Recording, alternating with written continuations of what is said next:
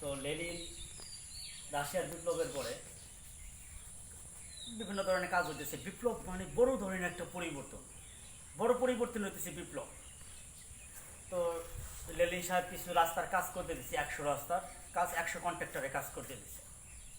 কন্ট্রাক্টররা কাজ টাজ করে আসার পরে মাসখানিক পরে দেখা যাইতেছে ওই যে ইগুলো থাকে না, উপর যে পলিস্টারগুলো দেয় না, ওই রাস্তার কালো মাটিগুলো, পিচ ঢালাইগুলো উঠে যাইতেছে। তখন লেনিন দেখছে, তোকে আন্তর সারছে। লেনিন ওই 100 জন কন্ট্রাক্টরের চিঠি দিয়ে দিছে যে তোমাদের কাছে আমি খুবই খুবই খুশি, তোমাদের জন্য বিশাল এক ভোজের আয়োজন করা হয়েছে। সব কন্ট্রাক্টর খুশি, 100 জন কন্ট্রাক্টর, তাদেরকে বিশাল একটা হল রুমে ঢুকানো হয়েছে। ঢুকানোর পরে তো লেনিন তখন তাদের কাজে বর্ণনা দিল, বদমাশগুলো তোরা এই কাজগুলো করছে, সব রাস্তাগুলো ভেঙে যেতেছে।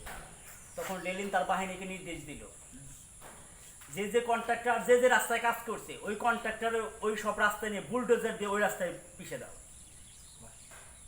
যেমন কথা তেমন কাজ।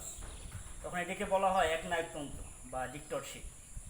এদের প্রচুর পাওয়ার থাকে। তখন তার সেনাবাহিনী যারা ছিল তাদেরকে সব কন্ট্রাক্টরে ধরে ধরে নিয়ে গেল, যে যে রাস্তায় কাজ করছে ওই সব রাস্তায় তার ধরে নিয়ে গেল।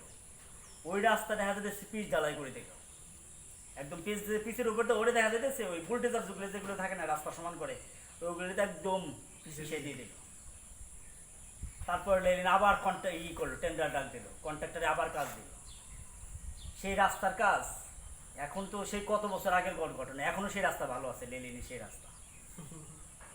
এরকম যদি বুলডোজার দিয়ে যদি পিছিয়ে দেওয়া যায় না, কাজ এমনিতে ভালো হয়ে যায়। ঠিক আছে, ধন্যবাদ সবাইকে, আসসালামু আলাইকুম।